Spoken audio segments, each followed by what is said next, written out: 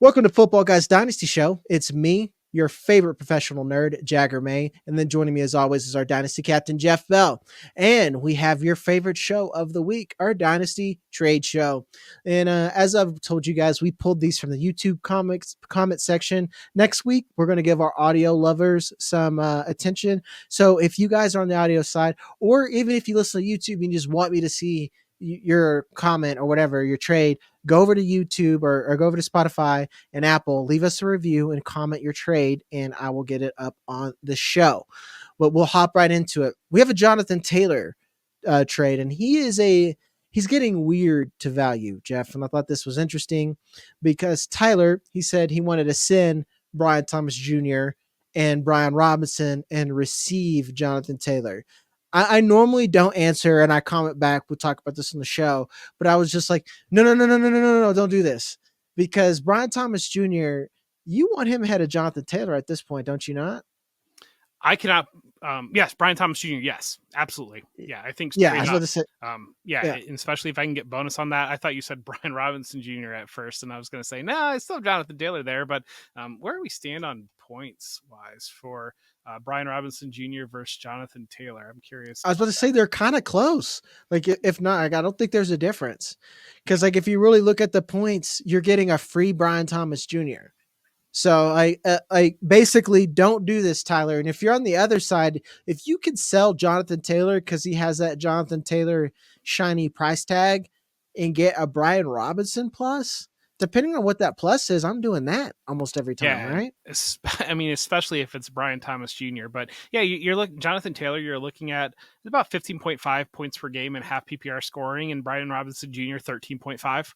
Like I don't think that 2 points per game is really affecting your win-loss record. Really, that's touchdowns. Yeah, and it's not even that. It's kind of one more kind of consistent game. I mean, Taylor had a 26-point game. Other than that, his high games have been 18.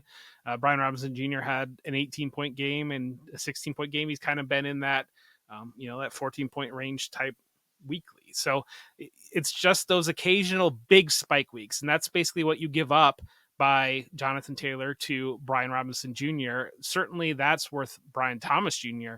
to me because I'm getting that spike week somewhere else versus what am I putting in that other spot? Yeah, and it's Jonathan Taylor, what is he, year 2 into a second contract? I'm not saying he's old, and I still think he has like a lot of value, but I definitely think that we're never going to talk about him in top 5 conversation anymore as far as running back dynasty value. Or do you think like that time's over? It is. And I mean, you're talking about 2021 was that year. 1,800 yards. That's a long time ago. 2021 was a long time ago, and that was his second year in the league, and that was what drove a lot of it. But he's at 673 this year with 5 touchdowns. He's almost posting better numbers at 673 and 5 touchdowns than he has in either the last 2 years. Kind of tells you where he has been and where he runs. And certainly, I mean, 1,800 yards and 18 touchdowns, it can be in his wheelhouse again. That can happen. I think Brian Robinson can score 18 touchdowns in a Commander's offense too some year. Yeah, I was about to say, I was like, if anything, the Commanders' offense is, the Colts are still figuring it out, and I think they are, and I think they will. But the Commanders have already figured it out, and if anything, we talked briefly like pre-show about the Texans. They're going to be in their Texans year. We already know that players want to go there, so they're going to be all in here pretty soon. I think one more aspect too.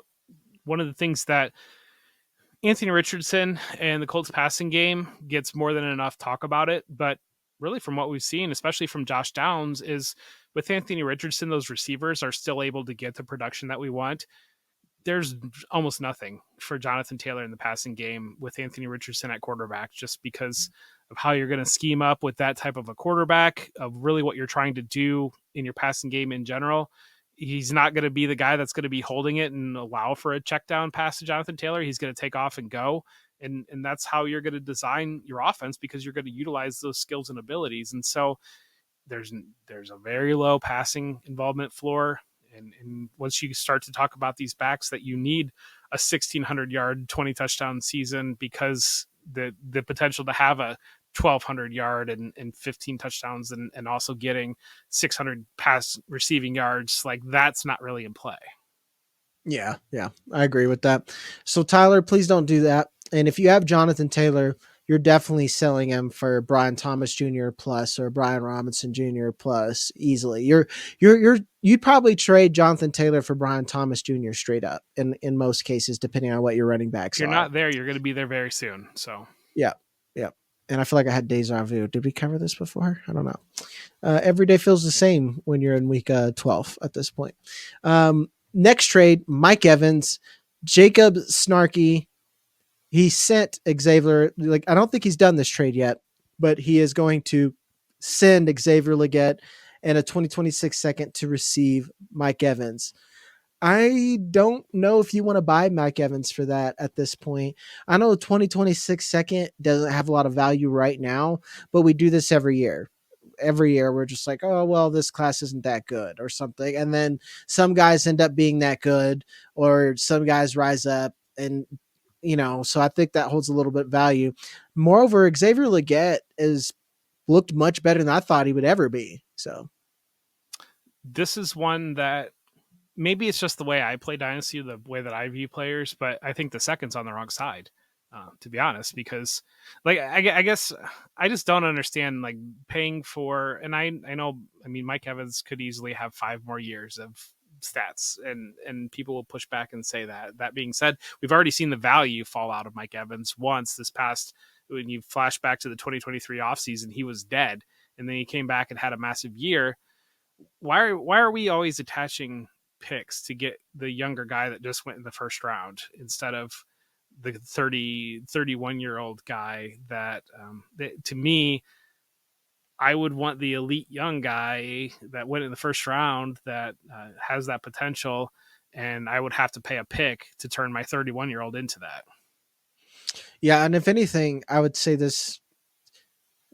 I'm close to where it'd be straight up. Like the short term value outweighs the long term value, vice versa. But yeah, I agree that like the second is just like overkill, and it's kind of the same thing, guys. Where you're probably chasing points and you're hurting your roster in the long run by making a trade like this.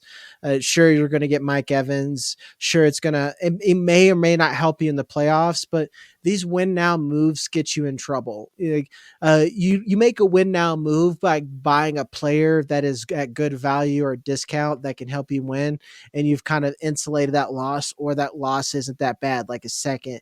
But giving up Legette and then a future second, you're really hamstringing yourself for a player that might not be the same next season. Yeah.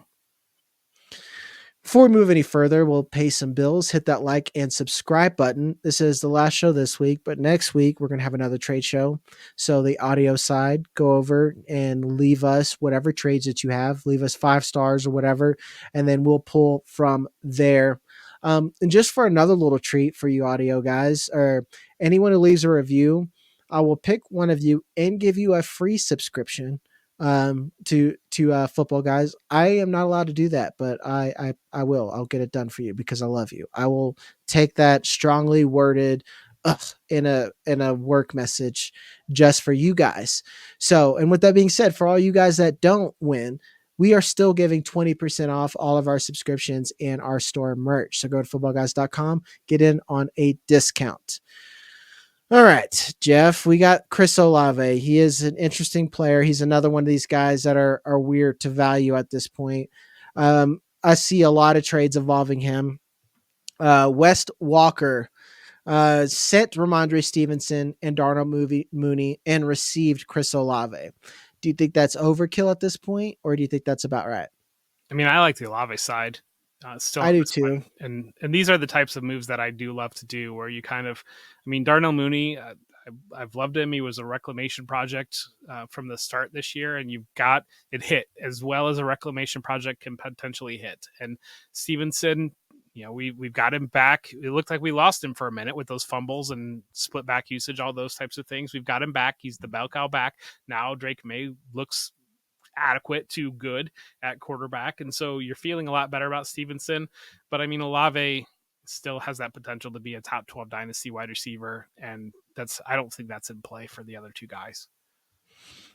I think this is pretty fair. I guess I get it. Like, this is clearly someone building for the future, and then someone going to win Yeah. now. I think Darnell Mooney is going to have his value, and I think Ramondre Stevenson is going to have value next season. You're definitely splitting splitting long-term value to gain short-term value, meaning that like you said, Chris Olave could be, I mean, he was going in round 2 of startups at one point, and like rightfully so, he's just been traded over at the Saints.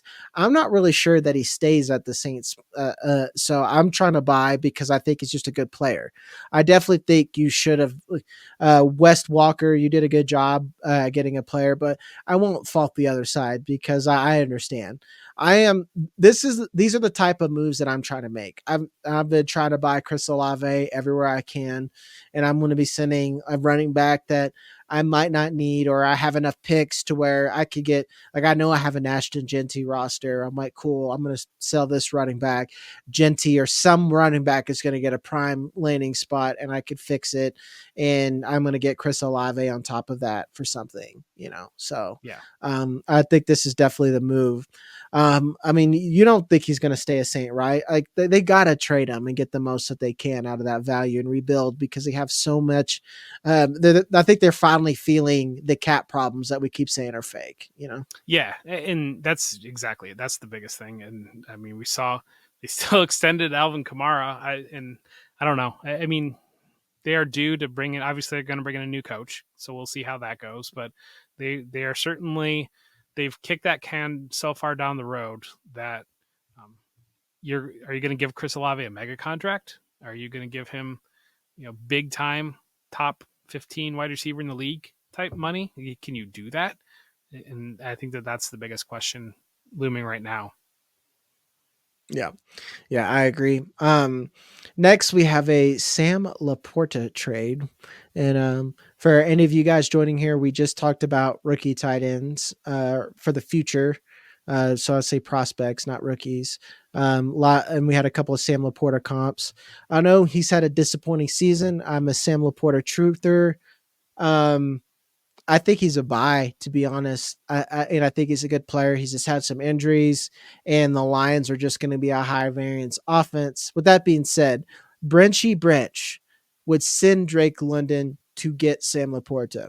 I am not there at all. I don't. No, and especially, I mean, we have these leagues that you start 10 or 12 guys, you're starting 3 wide receivers, you're starting multiple flexes. I mean, Drake London, I think those formats, I mean, in a tight end premium, like maybe. This is tied. He did say it's tied in premium. It's 1.5 tied in premium. And I'm just talking hypothetically the value on that type of move. I think where these two players are at right now, I need a little bit of something back, probably on Drake Yeah. May or Drake London to do the Sam Laporta pivot. And certainly I recognize that 3 months ago you would have been laughed at had you proposed a Drake London for Sam Laporta. But I mean, 3 months ago we play the Dynasty microeconomy and things change. So do you think it's what's the price then? Would it be Sam Laporta in a second, or Sam Laporta and let's say Darnell Mooney or something like that? Sam Laporta and Tajay Spears. I'd say that's same par as Darnell Mooney. Like that's like that, like a player that you might be able to acquire for a second and it's a throw It's in called or like a around that. rejoiner, I think, of like tying some Yeah. things together. So Yeah. Oh, okay. Oh, yeah. And we talk about Tajay Spears. Thank you for setting me up, Jeff. We talk about Tajay Spears in our first episode on why he's a buy. So go look that out as well. I know this is our most popular episode. Go look at other stuff where we talk about real strategy beyond just if your trade is good. Um, but definitely, if you just don't sell Drake London, just don't let's just say that Drake London isn't a player that you sell. He's one of these younger upper echelon tight ends that are wide receivers that you're hoping whoever you're drafting is going to be Drake London. Like when I draft Ted McMillan, I hope that he's Drake London at this point, right? yeah, exactly. And it's coming off of a terrible, terrible matchup against Denver. The Falcons, I think they're running on fumes. I think they desperately need this bye week that's coming here in week 12, and they need to reset because when you flash back to 2 weeks ago, they looked like they had the NFC South in the bag. Now they've lost 2 straight. One of those were to the Saints, and it looks like that division's tightened back up again. Yep. Yeah, I agree. And it's weird. They've kind of fell off, and I don't know what it is. I think their defense is a problem for sure. But I offensively, yeah, they just out of like they're out of gas since these late teams They with just look these late flat. buys. Yeah, yeah. Yeah, I think that Saints game was big. They just looked flat after off of that Saints game, and then they went out and they got throttled by a Denver team that got up for that game. Hmm. So really, what this says is it's buy Sam Laporta season for sure, guys. Yes. I'm definitely going to try to go get him, depending on what his price is. Would you still play a late first for Sam Laporta? Yeah, I would definitely give a late first for Sam Laporta. Yeah. Yeah, go get him, guys. You want a good tight end and a good offense that uses tight ends. You can't really be picky. Um, uh, he's not Dalton Schultz, guys. So don't think that or get that out of your head. Yeah. That's all we got for you this week. Again, like, subscribe, come back next week. We'll have more trades for you. We'll have more rookie content, and we'll have more of Jeff's little special little goodies that he writes in his articles. Go over to footballguys.com where we both write stuff and we talk even more detail, and we try to make all this content go hand in hand. If you've come from an article, welcome. That's SEO at work. Thank you. As always, I'm Jagger May, and that's Jeff Bell. We love you, and we will see you next time.